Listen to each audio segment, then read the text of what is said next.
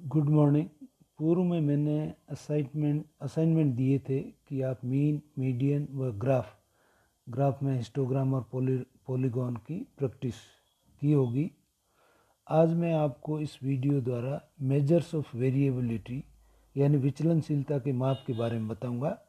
इसके लिए ज़रूरी है कि आपको मीन व मीडियन आएगा, तभी आगे विचलनशीलता के माप यानी मेजर्स ऑफ वेरिएबिलिटी जान पाओगे। इसलिए ज़रूरी है कि मीन और मीडियन की यदि प्रैक्टिस नहीं की है तो प्रैक्टिस कर लीजिए, जो मैंने असाइनमेंट दिया है उससे हो जाएगी। अब हम देखते हैं विचलन के माप या मेजर्स ऑफ वेरिएबिलिटी। इसका थोड़ा सा कॉन्सेप्ट समझ लेते हैं कि इसकी क्यों ज़रूरत है।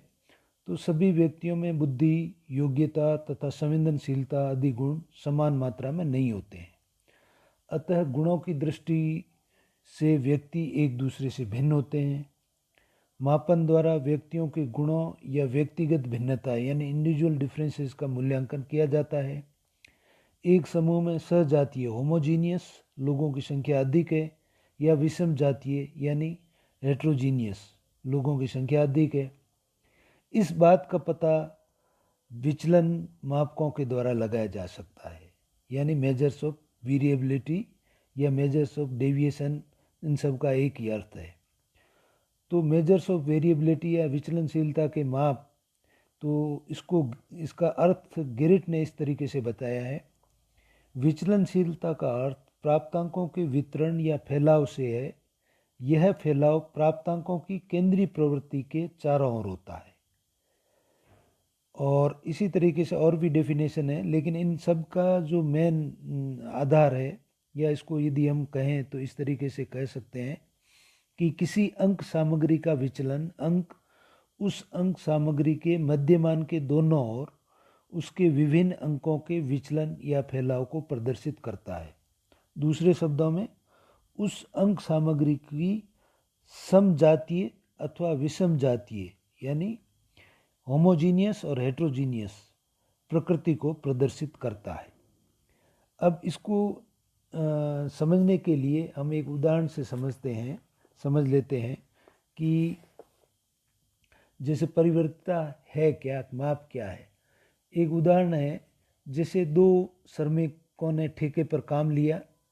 एक ने 5 दिन में क्रमशः 10, 12, 15, 18 और 20 रुपये का काम किया। इसी तरीके से दूसरे ने उन्हीं 5 दिनों में क्रमशः 2, 8, 15, 22 और 28 रुपये का काम किया।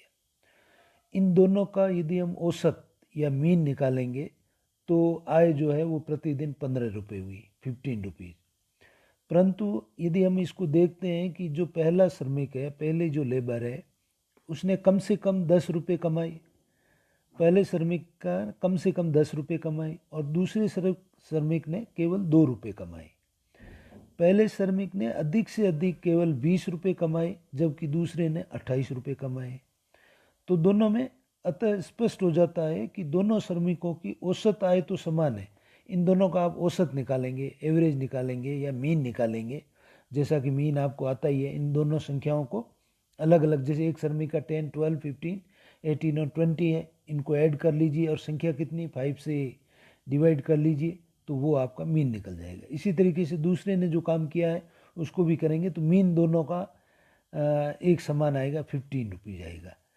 तो इसलिए औसत आय तो समान है। तो यदि हम औसत निकालें, एवरेज निकालें, मीन निकालें तो समान है।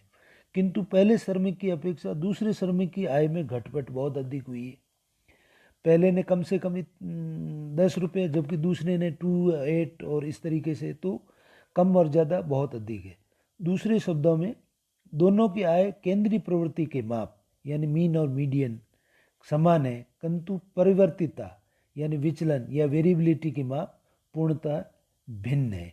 तो इससे हम वेरिएबिलिटी का जो माप निकालते हैं या देखते हैं, वो इसीलिए देखते हैं कि जो हमारे पास जो स्कोर है या जो डेटा है वो किस तरीके का है। यदि डेटा के अंदर ज़्यादा डिफरेंस है, मतलब यदि एक मान लीजिए 10 है, फिर 50 है, फिर इस तरीके से विचलनशील वो ज़्यादा है, तो हम विचलनशीलता के माप निकालेंगे। और यदि उसमें डेटा में जो है वो विचलन कम है, तो हम जो कि हम पहले देख चुके हैं, केंद्रीय प्रवृत्ति की मात यानी मीन और मीडियन निकालते हैं। तो इस तरीके से जो हमारे पास में होमोजीनियस और हेट्रोजीनियस जो दो तरीके के डेटा जो हमारे पास में है, तो इन दो डेटा को अलग अलग जो है उसी के आधार पे हमको वेरिएबिलिटी के माप निकालने की ज़रूरत पड़ती है। तो इसमें हम देखते हैं सबसे पहले ये जो डेटा है वो जैसे मान लीजिए हम जो विचलनशीलता के माप में हम निकालते हैं विषम जातीय या हेट्रोजीनियस के जो डेटा है उसमें, और उसमें विशेषता ये होती है कि इस प्रकार के वितरण प्रसार या रेंज जो है अधिक होता है, और इस प्रकार के वितरण प्राप्तांकों का धनीकरण मध्यमान के निकट न होकर दूर दूर तक, यानी जो मीन के आसपास नहीं होकर के उसमें दूर दूर तक फैले होते हैं, इसलिए इसको निकालने की आवश्यकता है। अब विचलन मापों के प्रकार कौन से हैं? विचलन मापों के प्रकार यदि हम देखें तो ये विचलन मापों के प्रकार ये है। सबसे पहला है रेंज, दूसरा है मध्यमान विचलन यानी एवरेज और मीन डेविएशन, तीसरा है चतुर्थांश विचलन या क्यूडी कहते हैं उसको, और चौथा है स्टैंडर्ड डेविएशन यानी एसडी, और पांचवा अपने कोर्स में नहीं है वैसे, जैसे ये चार ही है, मानक विचलन या एसडी। तो ये चार जो मापन है वो विचलनशीलता के अंदर हम अलग अलग निकालेंगे। तो सबसे पहले हम देखते हैं जो सिंपल साक है, रेंज या परास। परास का मतलब क्या हुआ? तो परास का मतलब है कि परास एक उच्चतम माप और निम्नतम माप के बीच प्राप्तांक में दूरी मात्र है।